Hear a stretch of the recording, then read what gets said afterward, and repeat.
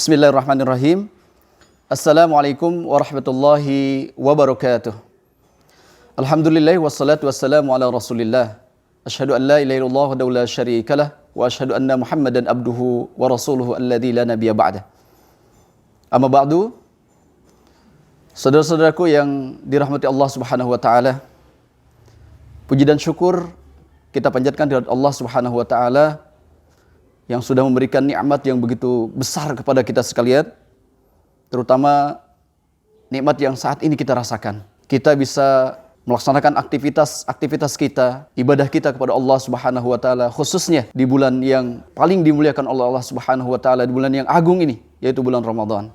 Saudara-saudara yang dirahmati Allah Subhanahu wa taala, sebagaimana yang sudah kita ketahui bahwasannya kehidupan dunia ini adalah ujian dari Allah Subhanahu wa taala untuk mengetahui sejauh mana keistiqomahan kita dalam menjalankan perintah-perintahnya dan menjauhi larangan Allah Subhanahu wa taala. Oleh karena itu, setiap orang yang menjadikan Al-Qur'an sebagai pedoman dalam kehidupannya, maka sudah barang tentu dia orang yang akan mendapatkan kebahagiaan, mendapatkan keselamatan baik di dunia dan di akhirat.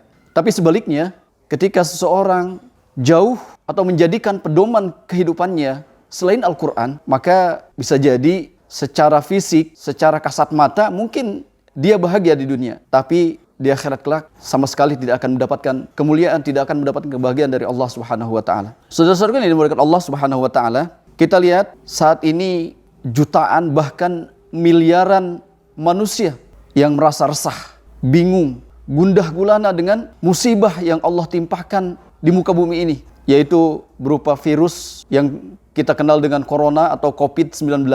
Padahal bagi orang yang beriman, tentu hal ini sudah diyakini bahwasannya ini merupakan ujian dari Allah Subhanahu wa taala, yang mana semua kejadian-kejadian di alam semesta ini, dari mulai hal yang terkecil sampai yang terbesar, itu semuanya sudah ditentukan oleh Allah Subhanahu wa taala. Sehingga kita tahu rahasianya bahwasannya dulu Rasulullah SAW pernah memberikan sebuah kabar gembira kepada orang-orang yang beriman. Karena apa? Karena orang yang beriman ini ketika ditimpa sesuatu apapun, baik yang menyenangkan dan menyedihkan, akan membawanya ke surga Allah Subhanahu wa taala. Ketika dia mendapatkan musibah, lalu dia bersabar, dia mendapatkan pahala dan surga Allah. Ketika dia diuji oleh Allah Subhanahu wa taala dengan sesuatu yang menyenangkan, lalu dia bersyukur kepada Allah Subhanahu wa taala, dia pun mendapatkan pahala dan surganya Allah Subhanahu wa taala. Saudara-saudara yang dirahmati Allah Subhanahu wa taala, dan inilah yang difahami oleh orang-orang yang beriman, yang menjadikan Al-Qur'an sebagai pedoman dalam kehidupannya. Salah satunya kita bisa lihat di dalam surah Al-Hadid ayat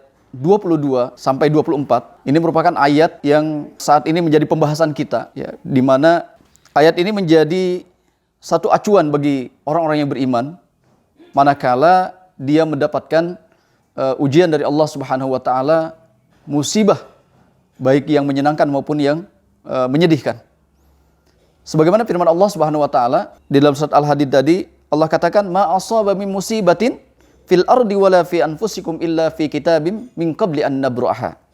Inna dzalika 'alallahi yasir. Bahwasanya apa saja yang terjadi, ya, di muka bumi ini ataupun yang terjadi pada diri kita, itu semuanya sudah ada di dalam catatan Allah Subhanahu wa taala, bahkan sebelum kejadian itu ada. Inna dzalika 'alallahi yasir, dan bagi Allah itu hal yang sangat mudah. Artinya apapun yang terjadi saat ini dan yang akan datang atau yang sudah terjadi, ya, sebelumnya, semuanya sudah ada di dalam catatan Allah Subhanahu wa taala. Bahkan di dalam kitab tafsir Ibnu Katsir, beliau mengutip riwayat dari Imam Ahmad, Rasulullah SAW bersabda bahwasanya Allah mentakdirkan, Allah mencatat atau mentakdirkan seluruh kejadian yang ada di alam semesta ini 50.000 tahun sebelum Allah menciptakan alam semesta ini.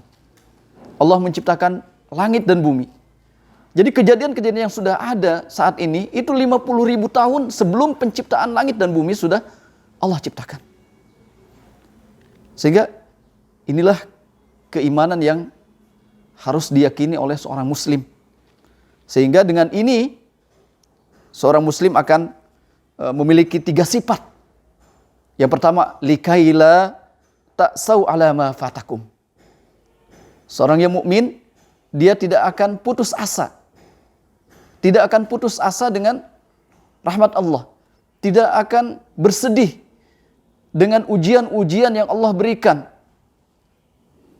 Ketika ujian itu berupa sesuatu yang menyedihkan atau yang menyakitkan sekalipun.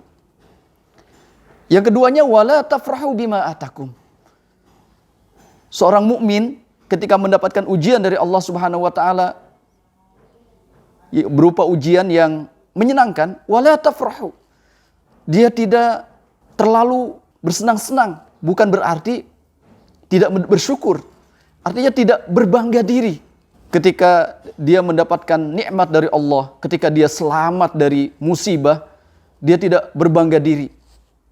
Dia tahu diri bahwasanya dia selamat karena Allah Subhanahu wa taala. Dan pada akhirnya akan muncul sifat yang ketiga, yaitu alladzina yabkhuluna wa ya'muruna an-nasa bil bukhl. Wa may yatawalla fa innallaha huwal ghaniyyul hamid. Akhirnya sifat yang ketiga akan hadir pada diri orang-orang yang beriman kepada ketentuan Allah Subhanahu wa taala tadi, yaitu dia akan memiliki sifat dermawan, jauh daripada sifat bakhil.